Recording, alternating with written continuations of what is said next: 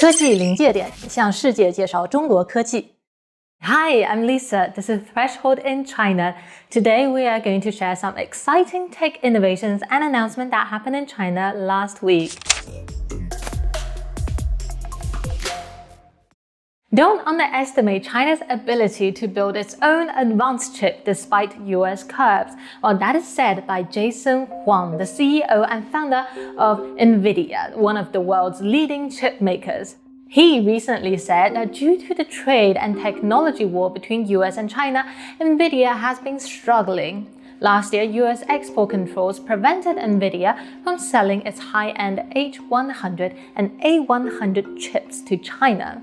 He pointed out that China has made significant progress in cloud computing, internet services, digital payments, electric vehicles, and autonomous driving technologies. China's investment in this area is substantial and should not be underestimated.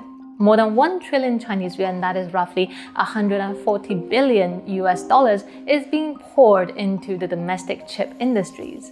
Domestic chip makers are already benefiting from government subsidies and state-backed research projects, which are expected to help them to catch up with their international counterparts. Companies such as Huawei and Alibaba are studying ways to develop AI performance with fewer and lesser powerful semiconductors, or by combining different chips to reduce reliance on a single hardware. Chinese chip makers are exploring alternative solutions to develop advanced semiconductors, even as they face restrictions with US-made technology.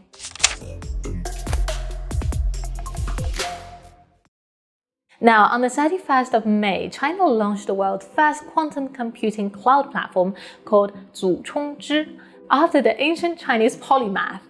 This platform is a significant milestone in the development of quantum computing hardware, software, and the overall ecosystem. It sets a new record for the number of superconducting qubits on China's cloud platform, with 176 qubits available to users worldwide. So what are qubits? Qubits, or quantum bits, serve as the fundamental unit of quantum computing. Unlike classical bits, which can only be in two states, either 0 or 1, qubits can exist in multiple states simultaneously, allowing quantum computers to perform certain tasks exponentially faster than classical computers. The number of qubits is a critical metric in assessing the computational power of quantum computers. The platform connects users to quantum computing devices, enabling them to conduct remote quantum computing experiments, so it is available to the general public.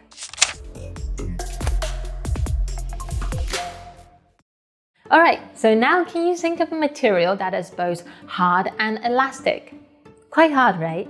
Researchers at Zhejiang University have created something called elastic ceramic plastic, by mixing organic and inorganic compounds together at a molecular level. This lets the material to be both hard and elastic. Before this, there have been attempts to create composite materials that combines the properties of organic and inorganic substances. But the researcher says the previous composite is like pouring an inorganic powder into an organic framework and then mixing it well. But at the molecular scale, the two still exist relatively independent. This team used a special molecule that has both organic and inorganic parts and put them together in a way that makes a network with both strong and weak bonds. This makes a material that has the best parts of both organic and inorganic substance. So it is as hard as marble, as stretchy as rubber, and can be moldable as plastic. Plus, it doesn't get soft when it's heated, which makes it very useful.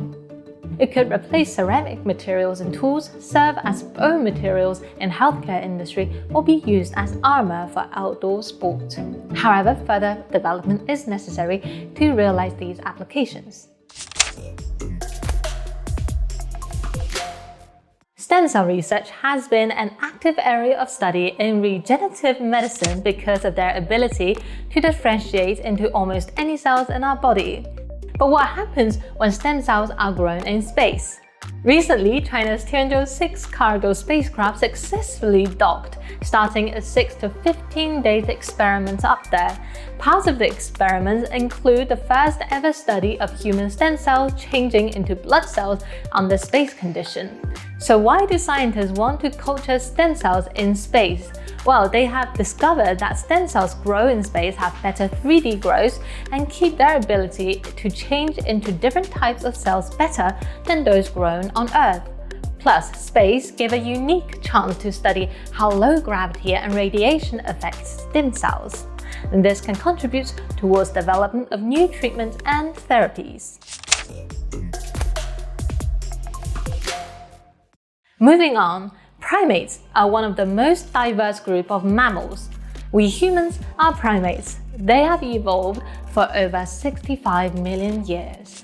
On the 2nd of June, a major breakthrough in primate genome research was published on the journal Science. This was the result of the largest ever primate genome project initiated and led by Chinese scientists from the Chinese Academy of Science and Zhejiang University. This study shows that primate sociality, so how they live as a group, are to some degree determined by their genes. By discovering more about primates, the team hopes to better conserve its diversity and protect those that are endangered. Of course, by knowing more about primates, we also know more about how humans came into being. And that is all for today's Threshold. As always, please let us know if you like this news section on science and technology in China, and we'll do more in the future.